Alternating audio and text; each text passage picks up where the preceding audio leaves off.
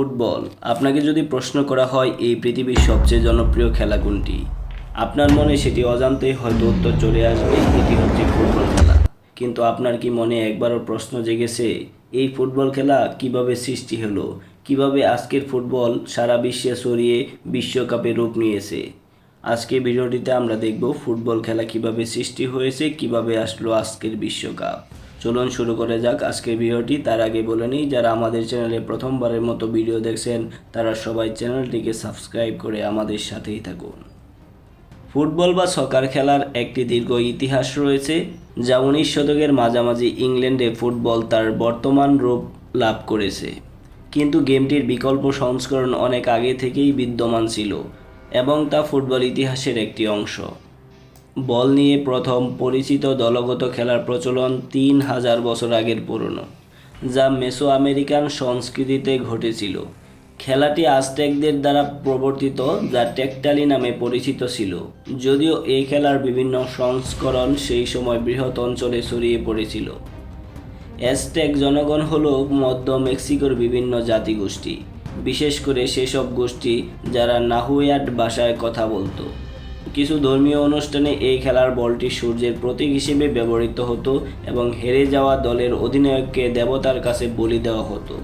Rubber দিয়ে তৈরি bouncing বল ছিল মেসো আমেরিকান বল গেম সংস্করণগুলোর একটি অনন্য বৈশিষ্ট্য, যা অন্য কোনো প্রাথমিক সংস্কৃতিতে প্রচলিত ছিল না।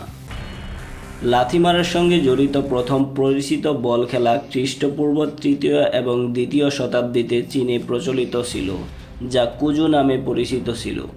কুজু খেলাটি একটি বর্গাকৃতি মাঠে গোলাকার একটি বল, সেলাই করা চামড়ার ভেতরে পশম বা পালক দিয়ে তৈরি। এই বল দিয়ে খেলা হতো কুজু খেলা। এই খেলার একটি পরিবর্তিত রূপ পরে জাপানে ছড়িয়ে পড়ে, যা কেমারি নামে আনুষ্ঠানিকভাবে অনুশীলন করা হতো। সম্ভবত আরও পুরনো কুজু খেলা, যা মার্ন গুক নামে পরিচিত ছিল। 1800-এর দশকে শ্বেতাঙ্গ অভিবাসীদের মতে অস্ট্রেলিয়ান আদিবাসীদের দ্বারা এটি প্রাথমিকভাবে লাথি মারার সঙ্গে জড়িত একটি বলের খেলা ছিল। বলটি পাতা বা শিকড় দ্বারা তৈরি করা হতো। নিয়মগুলো বেশিরভাগই অজানা, তবে গেমের অন্যান্য প্রাথমিক সংস্করণগুলোর মতোই এই খেলায় বলটিকে শূন্যের উপর ধরে রাখাটাই ছিল সম্ভবত এর একটি প্রধান বৈশিষ্ট্য। প্রাচীন গ্রিস থেকে বল খেলার অন্যান্য বৈচিত্র্য জানা যায়। সেই সময় বলগুলো চুলে ভরা চামড়ার টুকরো দিয়ে তৈরি করা হতো। নথি অনুযায়ী প্রথমে বাতাসে ভরা বলের প্রচলন 7ম শতাব্দীর। বল গেমগুলোর অবশ্য নিম্ন স্তরের খেলা ছিল, প্যানহেলেন্টিক গেমসে অন্তর্ভুক্ত ছিল না। প্রাচীন রোমে বল গেম বড় আখণ্ডগুলোতে বিনোদনের অন্তর্ভুক্ত ছিল না, তবে হারপাস্টাম নামে সামরিক অনুশীলনে একটি প্রচলিত ছিল। এটি ছিল রোমান সংস্কৃতি, যা ফুটবলকে ব্রিটিশ দ্বীপে নিয়ে আসে, তবে ব্রিটিশ জনগণ কোনো মাত্রায় এই বৈচিত্র্য দ্বারা প্রভাবিত হয়েছিল এবং কোনো মাত্রায় তারা তাদের নিজস্ব রূপগুলো তৈরি করেছিল তা অনিশ্চিত। সর্বাধিক স্বীকৃতি অনুযায়ী গেমটি 12 শতকে ইংল্যান্ডে বিকশিত হয়েছিল। এই শতাব্দীতে ফুটবল সদৃশ খেলা ইংল্যান্ডের তৃণভূমি ও রাস্তাগুলোতে খেলা হতো। লাথি ছাড়াও খেলায় মুষ্টি দিয়ে বল ঘুষিও জড়িত ছিল। ফুটবলের এই প্রাথমিক রূপটি খেলার আধুনিক পদ্ধতির চেয়ে অনেক বেশি রুক্ষ এবং হিংসাত্মক ছিল। ফুটবল খেলার অগ্রদূতের মাঝে এই খেলার একটি গুরুত্বপূর্ণ বৈশিষ্ট্য ছিল, তা হলো এই গেমগুলোতে প্রচুর লোক জড়িত থাকত এবং শহরের বিশাল এলাকা জুড়ে অনুষ্ঠিত হতো। একই ধরনের খেলা 16 শতক থেকে ফ্লোরেন্সে অনুষ্ঠিত হতো, যেখানে এটিকে ক্যালিসিও বলা হতো। এই গেমগুলোর তাণ্ডবে শহরের ক্ষতি এবং কখনো কখনো অংশগ্রহণকারীদের মৃত্যুর কারণও হতো। এই কারণে গেমটির বিরুদ্ধে বিধিনিষেধ আরোপ করা হয় এবং তা কয়েক শতাব্দী ধরে নিষিদ্ধ ছিল। কিন্তু ফুটবলের মতো গেমগুলো 17 শতকে আরও লন্ডনের রাস্তায় ফিরে আসে। কিন্তু ফুটবলের মতো গেমগুলো 17 শতকে আবারও লন্ডনের রাস্তায় ফিরে আসে। পরবর্তী সময়ে 1835 সালে এটি আবার নিষিদ্ধ করা হয়, কিন্তু এই পর্যায়ে খেলাটি পাবলিক স্কুলগুলোতে প্রতিষ্ঠা লাভ করে। তবে আজকের ফুটবলের বৈশিষ্ট্যগুলো খেলায় অনুশীলনে নেওয়ার জন্য দীর্ঘ সময় লেগেছিল। দীর্ঘদিন ধরে ফুটবল এবং রাগবির মধ্যে কোনো স্পষ্ট পার্থক্য ছিল না। বলের আকার, খেলোয়াড়ের সংখ্যা এবং ম্যাচের দৈর্ঘ্য নিয়েও অনেক বৈচিত্র্য ছিল।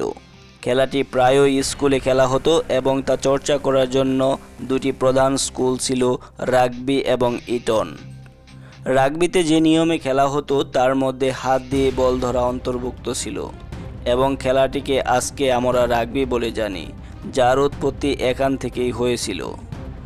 অন্যদিকে ইটনে বলটি একচেটিয়াভাবে পায়ের দ্বারা খেলা হতো এবং খেলাটিকে আধুনিক ফুটবলের ঘনিষ্ঠ পূর্বসূরি হিসেবে ধরা হয়। রাগবিতে খেলাটিকে দৌড়ের খেলা, অপরদিকে ইটনের খেলাটিকে ড্রিবলিং খেলা বলা হতো। 1848 সালে ক্যামব্রিজে একটি সভায় গেমের জন্য সঠিক নিয়ম তৈরি করার চেষ্টা করা হয়, কিন্তু সে সময়ে নিয়মের সব প্রশ্নের চূড়ান্ত সমাধান অর্জন করা সম্ভব হয়নি। ফুটবলের ইতিহাসে কয়েকটি গুরুত্বপূর্ণ ঘটনা ঘটে 1863 সালে লন্ডনে, যখন ইংল্যান্ডে প্রথম ফুটবল অ্যাসোসিয়েশন গঠিত হয়। সিদ্ধান্ত নেওয়া হয়েছিল যে হাত দিয়ে বল বহন করা যাবে না। বৈঠকের ফলে বলের আকার এবং ওজনের একটি প্রমিতকরণ করা হয়। লন্ডন মিটিংয়ের ফলে খেলাটি দুটি কোডে বিভক্ত হয়, অ্যাসোসিয়েশন ফুটবল এবং রাগবি। গেমটি অবশ্য দীর্ঘ সময়ের জন্য বিকাশ অব্যাহত থাকে এবং নিয়মগুলোর বিষয়ে অনেক নমনীয়তা প্রদর্শন করা হয়। পিচে খেলোয়াড়ের সংখ্যা পরিবর্তিত হতে পারত। দলগুলোর খেলোয়াড়দের চেহারা আলাদা করার জন্য কোনো ইউনিফর্মও ব্যবহার করা হতো না। খেলোয়াড়দের ক্যাপ পরা খুবই সাধারণ নিয়ম ছিল। এই পর্যায়ে আরেকটি গুরুত্বপূর্ণ পার্থক্য ইংলিশ এবং স্কটিশ দলের মধ্যে লক্ষ্য করা যায়, যেখানে ইংলিশ দলগুলো আরও রাগবি ফ্যাশনে বল নিয়ে এগিয়ে যেতে পছন্দ করত, অপরদিকে স্কটিশরা তাদের খেলোয়াড়দের মধ্যে বল পাস বেছে নিয়েছিল। এই স্কটিশ পদ্ধতিটি শিগগিরই প্রধান হয়ে উঠল। খেলাটি প্রথমে ব্রিটিশ শ্রমিক শ্রেণীর জন্য একটি বিনোদন ছিল। 19 শতকের শেষের দিকে অভূতপূর্ব পরিমাণে প্রায় 30,000 পর্যন্ত দর্শক বড় ম্যাচগুলো দেখতে আসতো।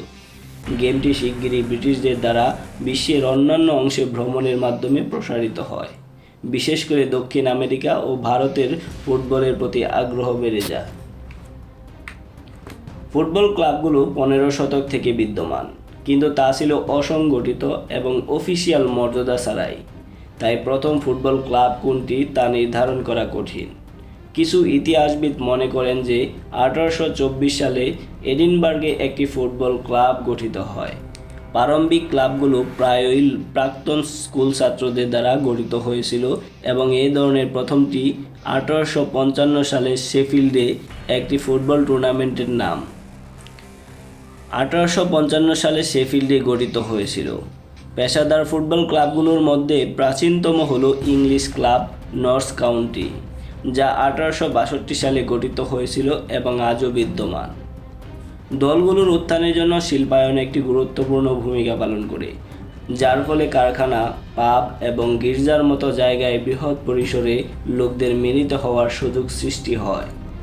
ফুটবল দলগুলো বড় বড় শহরে প্রতিষ্ঠিত হতো এবং নতুন নির্মিত রেলপথগুলোর তাদের অন্যান্য শহরে সহজে নিয়ে যেত।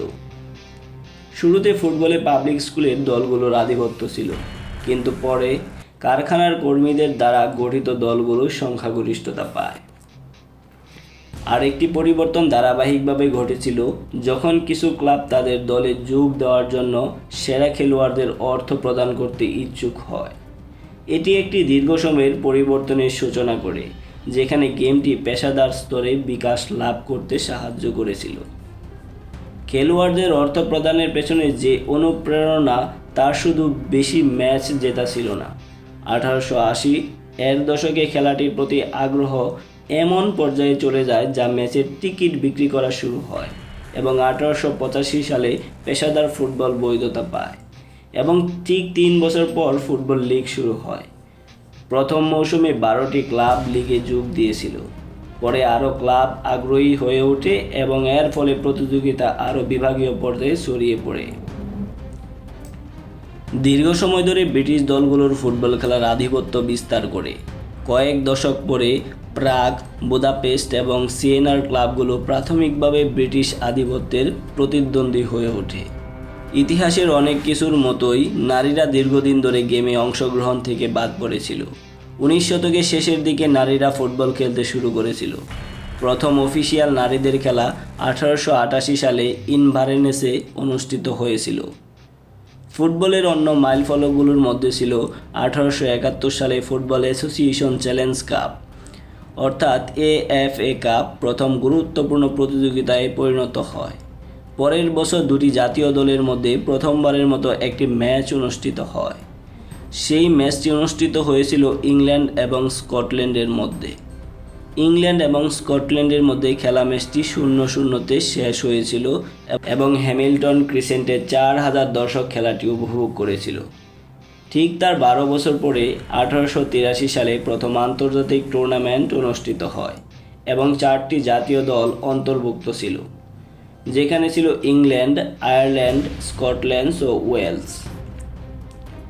ফুটবল দীর্ঘদিন ধরে একটি ব্রিটিশ খেলা ছিল, কিন্তু ধীরে ধীরে এটি ইউরোপের অন্যান্য দেশে ছড়িয়ে পড়ে। ইউরোপের বাইরে অনুষ্ঠিত প্রথম খেলাটি 1866 সালে আর্জেন্টিনায় অনুষ্ঠিত হয়েছিল, তবে এতে বিদেশি ব্রিটিশ কর্মীরা জড়িত ছিল যারা আর্জেন্টিনার নাগরিক ছিলেন না। Federation Internationale de Football Association 1904 সালে প্রতিষ্ঠিত হয়েছিল এবং France, Belgium, Denmark, Netherland, Spain, Sweden ও সুইজারল্যান্ডের প্রতিনিধিরা একটি ফাউন্ডেশন অ্যাক্টে সই করেছিল। ইংল্যান্ড এবং অন্যান্য ব্রিটিশ দেশ শুরু থেকেই ফিফাতে যোগ দেয়নি, কারণ মনে করা হতো গেমটি উদ্ভাবন আমাদের হাতে, তাই কোনো সংস্কার অধীনস্থ হওয়ার কোনো অভিপ্রায় দেখি না। তবুও পরের বছর সেখানে যোগ দিয়েছিল এই দেশগুলো, কিন্তু 1950 সাল পর্যন্ত কোনো বিশ্বকাপে অংশ নেয়নি তারা। এর মাঝে অনেক দেশে ঘরোয়া লীগ চালু হয়েছিল। প্রথমটি ছিল, যেমনটি ইতিমধ্যে উল্লেখিত হয়েছে, 1888 সালে প্রতিষ্ঠিত ইংলিশ ফুটবল লীগ। লিগগুলোর সময়ের সঙ্গে সঙ্গে আরও বিভাজন দ্বারা প্রসারিত হয়, যা দলের পারফরম্যান্সের উপর ভিত্তি করেছিল। 1908 সালে ফুটবল প্রথমবারের মতো অলিম্পিক গেমসে অফিসিয়াল খেলা হিসেবে অন্তর্ভুক্ত করা হয়। 1930 সালে প্রথম ফিফা বিশ্বকাপ খেলার আগ পর্যন্ত অলিম্পিক গেমস ফুটবল টুর্নামেন্ট একটি জাতীয় পর্যায়ে সবচেয়ে মর্যাদাপূর্ণ হিসেবে স্থান পায়। 1996 সাল পর্যন্ত এখানে নারীদের ফুটবল যোগ করা হয়নি।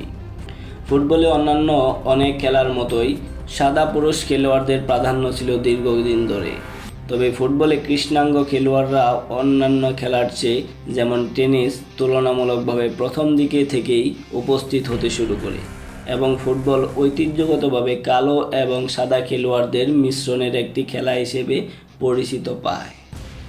ব্রিটেনে অ্যান্ড্রু ওয়াটসন প্রথম কৃষ্ণাঙ্গ খেলোয়াড় হিসেবে পরিচিত।